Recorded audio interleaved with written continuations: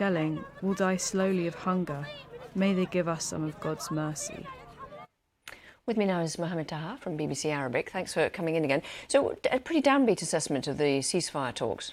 The Qatari Prime Minister said that there are lots of differences between parts at the moment. The Israeli Prime Minister Benjamin Netanyahu said that accepting Hamas conditions would be considered a defeat for Israel, which is these conditions are including discussing a permanent ceasefire during the pause in fighting, and also the Hamas side are saying if an operation would start in Rafah, that means they will withdraw completely from the negotiations. And among these firm positions from all parties, there are 7 people died in shelling in Rafah, 5 people died in shelling in Deir el-Balah, and 4 patients died in Nasser hospital because some of medical equipment stopped working because the Israeli forces cut some of the electricity from some wards of the hospitals.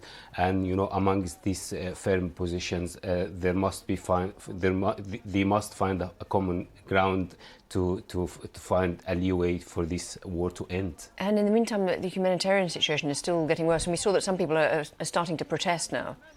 Of course, there are people are protesting everywhere in the world, and also in Gaza.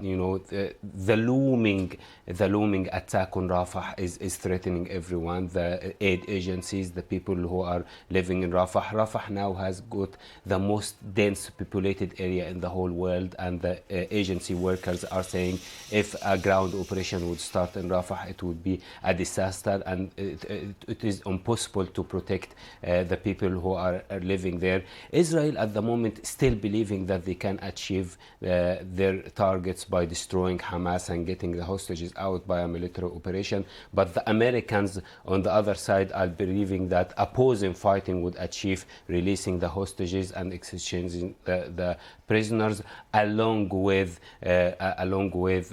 finding a leeway of the future of Gaza. Some security experts in the US and lawmakers seeing that destroying Hamas completely is not a realistic target, and Israel should find a way to get the hostages out.